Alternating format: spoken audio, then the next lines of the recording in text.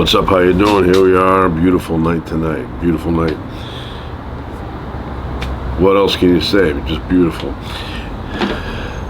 Fresh water. Just filtered it. Put the ice in. Nice and cold. Do not drink water without ice.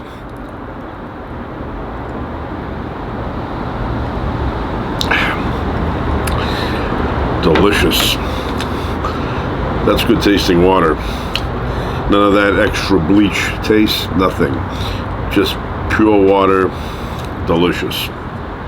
So, many years ago, I think I was about 9 years old, and we're in the state of Maine.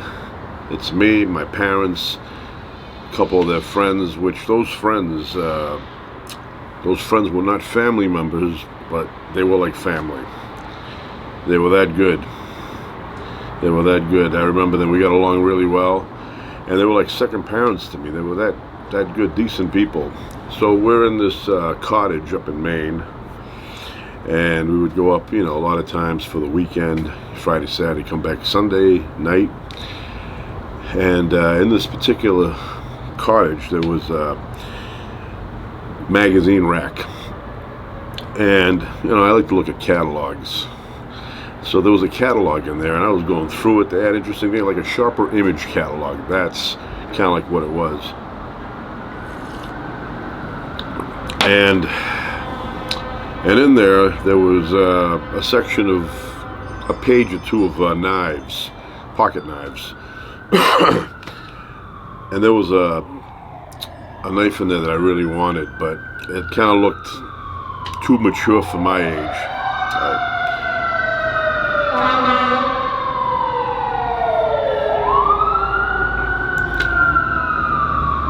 It's a stressful job there, firefighter. Anyway, so I wanted that knife. I really wanted that knife, and I couldn't get it out of my head. My father was sitting next to me, and I said, you know what? What if I say, can you get me this when I'm 17? That way I will feel satisfied that it's in the plans, that I'm going to get this at the age of 17. 7, 8, 9 years later, whatever. So on the other page, there was a little knife. It's like a rectangle, black. One side was a 2-inch blade, and the other side was like a scissors. Those with a little metal thing that make it bounce up back and forth. So I looked over at my father and I said, you think when I'm 17 I can get this knife? And I pointed to the Buck, the classic Buck pocket knife. And he looked at it, he goes, yeah. And I felt satisfied. I said, okay, I'm getting this when I'm 17. I never got it. Never came up again. I never brought it up. I figured by the time I was 17, I could just buy it on my own. So I never bought it. And at the time when I did turn 17, I didn't go and get it, or 18 or 19 or 20. I didn't get it. But about, 14 years ago, I did buy it, finally. It's right here in this leather sheath, little case here. And I love leather sheaths, leather cases, because when they break in, they just feel like part of you. So this is the Buck knife, and I've had it now for 14 years. This has been conditioned, the leather, and I don't really use it. I just have it on the shelf. Look at that. It's a good knife. Good looking knife. Very old fashioned. I mean, these have stood the test of time. The test of time. Now, where I notice these a lot, truck drivers. I go to the truck stop, I see truck drivers, they have this on their side. They got the Burt Reynolds jeans on, and they have one of these on the side. Now, I don't know why they need to carry a knife at all times. Comes in handy, I guess, if you have to open up something like a CD cover. So I ended up buying it, and still sharp. It's sharp because I never use it.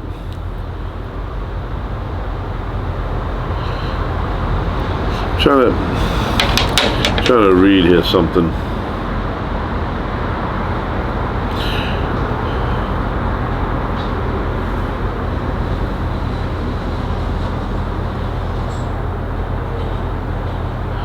Yeah. So that is the Buck 110. And this is the one, if you could see that. This is the one that was in that magazine, that little catalog I was looking at as a kid. I was around 8 or 9, somewhere around there. And I remember asking my father if I could get this when I was 17. He said, yeah. But, you know, like I said, when I turned 17, I didn't really need to ask anyone. I could have just gone to the store and bought it. But I have many knives now. A lot of them are fixed blade. I have very few pocket knives. This is one of maybe 3 or 4. But I really like this one a lot because it's a classic. This is the one, like I said, in the old days, people would carry this a lot. I don't carry it. I think it's against the law to carry a knife unless it's under 3 inches or 2.5 inches. At that point you can carry a knife if it's like a really small blade, but I think this one you cannot carry it. I don't know, but I see the truck drivers, they always have one of these on, you know, and why would it be illegal to carry a knife, you know? But anyway, I don't carry it. So I have here my favorite company for leather goods, and I think they pronounce it Sapphire or Saphir. I think it's Sapphire. I'll spell it S-A-P-H-I-R. That's it. And in my opinion, they have the best polishes, the best brushes, the best conditioners for leather. There's other ones that I use that are very good, but I think this one's like the top, in my opinion.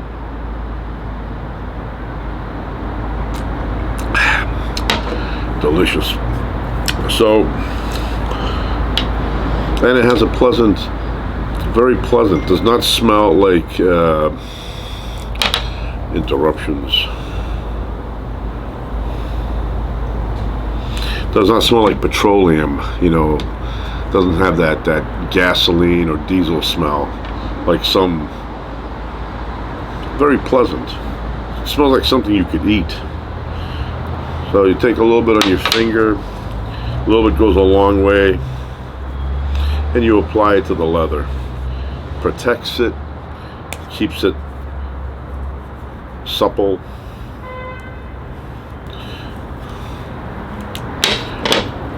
Makes it last a lot longer. It doesn't crack on you. And you leave it overnight to dry. It dries a lot faster than that, but what are you gonna do, sleep with the knife? Leave it on the corner there somewhere. But yeah, you know, I like it. Like I said, I don't carry it. Maybe if I went camping or something, I'd bring it. But I got other knives for that kind of stuff.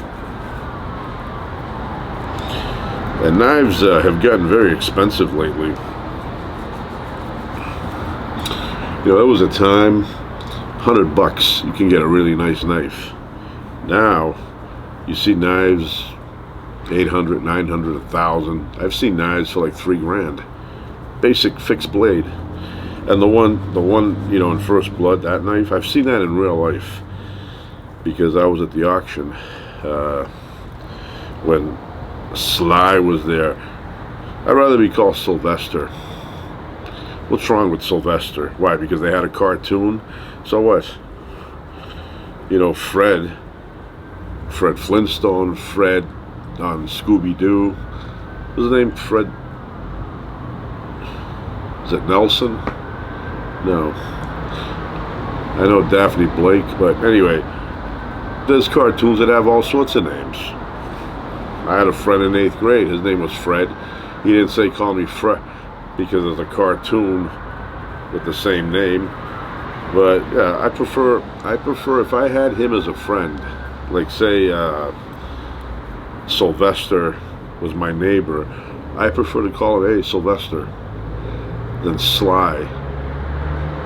I always found that ridiculous. I don't know, but if that's what you want. If he said to me, "Hey, stop calling me Sylvester, call me Sly," then I would honor that. People should be called what they want to be called, right? But if he said, "I don't care, you want to call me Sylvester," that's fine. I think Sylvester's a cool name, Sylvester. What's wrong? So anyway, about the knife. When I saw it in real life, I was not impressed. I go, that's it right there. It did not look good. The metal didn't look good. Plus, that knife is not. It's not that good because of the hollow handle. It's not balanced, and it just feels awkward in your hand. And it's impressive. Like when I first saw that movie, I was like, wow, it's a nice knife. But then when I saw replicas of that in real life, and I had held them in my hand, it didn't feel right. The weight was not distributed correctly, was not balanced right. So I would not get that knife. Plus, I'd look ridiculous in the forest with the Rambo knife. Maybe tomorrow I'll bring my knives down and show them. I don't use them. Like what would you use them for? Self-defense, stab somebody with it, that's very hard to do, to do something like that. It takes a lot of anger, and if you don't have the anger in you to defend yourself with a knife, it's very difficult. The person will probably take it from you and stab you with it. So anyway, but I do have a few. I have more hammers. Hammers is my thing. I did a video one time, and I have more hammers now than in that video. Now I have many more hammers. Yeah, it's like there was a time I'd see a hammer, I go, I need that. I got to get that. And I just one at a time. My wife, she's like, what are you doing buying all these hammers? I go, I don't know. I'm just collecting them. Like people collect stamps. They don't use them ever. So I get a really, the best hammer I have. I forget what I paid for it. 120 bucks for the hammer. It's a German hammer. 110, I don't know. Picard, something like that. Very, very good balance, good leather, good engineering on that hammer. But like I said, I got a bunch of hammers, and when my wife sees them, gets on her nerves. Doesn't appreciate the hobby. I mean, if I collected, I don't know, coins, stamps, Matchbox cars, Hot Wheels, or something like that, it would be more understandable. He's like, yeah, that's his hobby.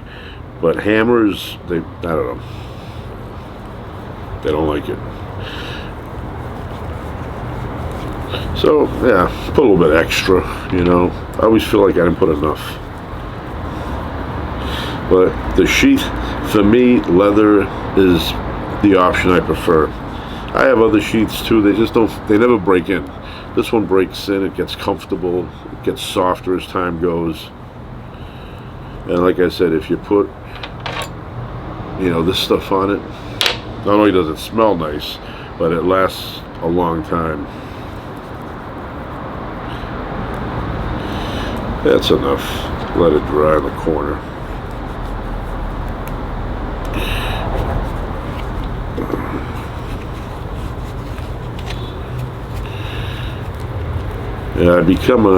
When I get something like new boots, I have to go through a process of treating them. I will clean them well. I will do the saddle soap. I have other soaps I use too that are more gentle.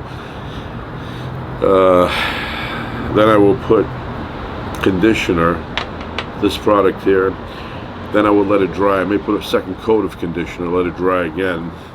And then I will use nice quality polish made by Sapphire or Saphir.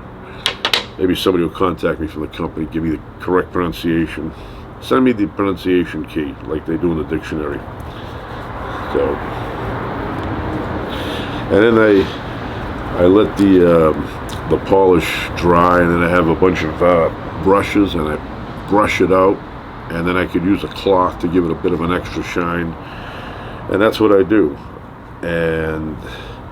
And then I go to the desert, they get all, dusty again, and I come home and I repeat the process. or psychologically, I feel like I can walk further if my shoes are nice and clean and shined up. It's all psychological. The same way you feel like when you clean your car, you put the wax on it and then you polish it and it's all shiny. You feel like the car drives better, you know. All right, I'm back. So 3 minutes have lapsed since I was here. I had to go and grab some stuff. We're having chicken wings tonight, and yeah, I had to grab them. Special delivery. It was Mr. McFeely, so I got them. Anyway, I'm wrapping it up for now. So that's it. The 110 knife. I might clean this up a little bit. I have some cleaner specifically for metal. I'll clean it up.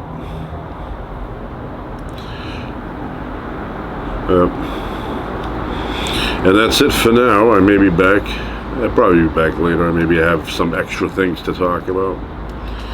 All right, but that's it for now. Ciao.